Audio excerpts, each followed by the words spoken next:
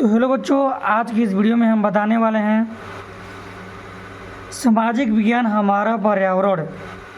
ये किताब है भूगोल की, कक्षा 7 के लिए भूगोल की पाठ्य पुस्तक। तो बच्चों, इसका 5 पार्ट तक वीडियो ऑलरेडी यूट्यूब पर अपलोड हो चुका है। अब ये रहा आपका 6 पार्ट। तो बच्चों, इस 6 पार्ट का नाम है मानव पर्यावरण अन्योन्य क्रिया, उष्णकटिबंधीय एवं उपोष्ण प्रदेश।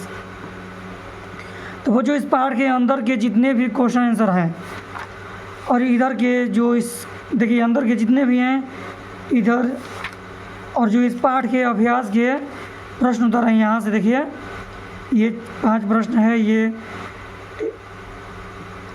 ऑप्शन वाला क्वेश्चन है, 1 नंबरिया क्वेश्चन है। ये मिलान चिन्ह है, ये कारण बताइए है। तो यहाँ तक हम आपको लिखवाने वाले हैं। ये तो मानचित्र वाला है, यहाँ तक ही क्वेश्चन है, तो पूरा का पूरा लिखवाएंगे और पाठ के अंदर के भी जो हैं वो भी लिखवाएंगे। तो बन रही इस वीडियो में, वीडियो को पूरा देखिए। चलिए शुरू करते हैं। आप लोगों को तो पता ही है, हम पहले से लिख कर रख लेते हैं क्योंकि आप लोगों को लिखने में थोड़ा दिक्कत ना हो। देखिए अध्याय 6 मानव पर्यावरण अन्योन्य क्रिया, उष्णकटिबंधीय एवं उपोष्ण प्रदेश। तो बच्चों, इस पाठ का जो पहला प्रश्न है, भूमध्यरेखीय प्रदेश किसे कहते हैं? तो बच्चों, इसका उत्तर है भूमध्य रेखा के 10 डिग्री उत्तर से 10 डिग्री दक्षिण के मध्य के भाग को भूमध्यरेखीय प्रदेश कहते हैं। समझ गए? भूमध्य रेखा के 10 डिग्री उत्तर से 10 डिग्री दक्षिण के मध्य के भाग को भूमध्यरेखीय प्रदेश कहते हैं। चलिए अगला प्रश्न देखिए, नदी का मुहाना किसे कहते हैं? तो बच्चों, इसका उत्तर है जिस स्थान पर कोई नदी किसी अन्य जलराशि से मिलती है उसे नदी का मुहाना कहते हैं। समझ गए? जिस स्थान पर कोई नदी किसी अन्य जलराशि से, मतलब कोई और नदी से मिलती है, जहाँ जल ज़्यादा हो उसे जलराशि बोलते हैं, तो उसी को नदी का मुहाना कहते हैं। अगला प्रश्न, जलवायु किसे कहते हैं? देखिए बच्चों, ये सब पाठ के अंदर दिया हुआ है। समझ गए? किसी क्षेत्र के लंबे समय तक रहने वाले मौसम की स्थिति को मौसम कहते हैं, जलवायु कहते हैं। गलती से लिखा गया है,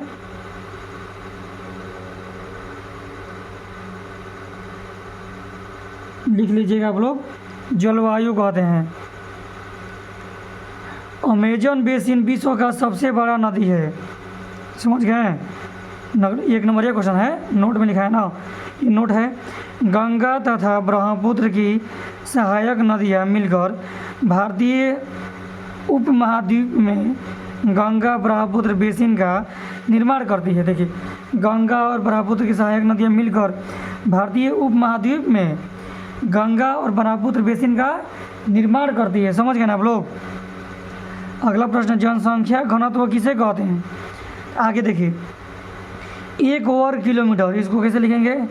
अंक में 1 किलोमीटर स्क्वायर। देखिए 1 वर्ग किलोमीटर यानी किलोमीटर पे स्क्वायर यानी वर्ग कहलाता है।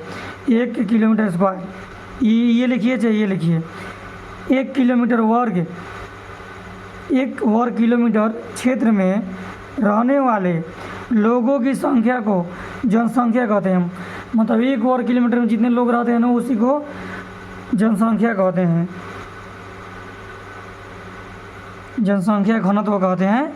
यहाँ पर घनत्व नहीं लिखे हैं, लिख लीजिएगा, घनत्व, जनसंख्या घनत्व कहते हैं। 1 किलोमीटर के रेंज में, 1 किलोमीटर स्क्वायर के रेंज में, वर्ग मतलब चारों, इधर भी 1, इधर भी 1, इधर भी 1, इधर भी 1, तो वही होता है 1 किलोमीटर स्क्वायर के रेंज में जितने भी लोग रहते हैं उसको जनसंख्या घनत्व कहते हैं। अगला देखिए प्रश्न, नोट है उत्तराखंड का जनसंख्या घनत्व 189 है। देखिए 1 किलोमीटर के रेंज में इतना ही लोग रहते हैं। तथा पश्चिम बंगाल का जनसंख्या घनत्व 1029 है। कितना ज़्यादा है? ज़्यादा है ना। देखिए, और बिहार का जनसंख्या घनत्व, जहाँ पर हम लोग रहते हैं, बिहार का जनसंख्या घनत्व 1102 है। 1102 लोग। ये आगे देखिए, प्रधान नोट है 1 नंबरिया क्वेश्चन, प्रधानमंत्री ने 2 अक्टूबर 2014 को स्वच्छ भारत मिशन का शुभारंभ किया है ना, मतलब स्टार्ट किया, शुभ आरंभ किया। कब? 2 अक्टूबर 2014 को स्वच्छ भारत मिशन का शुभ आरंभ किया। नोट है, गंगा नदी के संरक्षण के लिए नमामि गंगे कार्यक्रम शुरू किया गया। गंगा नदी के संरक्षण मतलब उसकी साफ सफाई के लिए नमामि गंगे कार्यक्रम शुरू किया गया। चलिए आगे देखिए, अब किताब का ही प्रश्न है।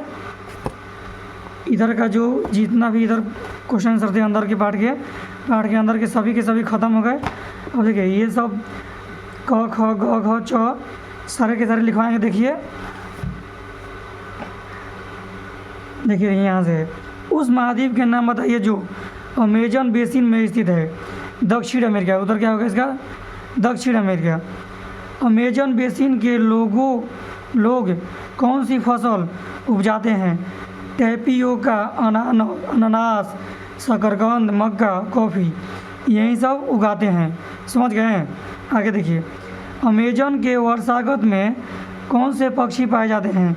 देखिए टूकन, हमिंग बर्ड, मकाऊ, यही सब पक्षी अमेजन के वर्षागत में पाए जाते हैं।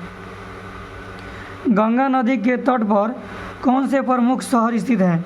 तो हरिद्वार, कानपुर, वाराणसी, कोलकाता, ये सब गंगा नदी के तट पर स्थित हैं।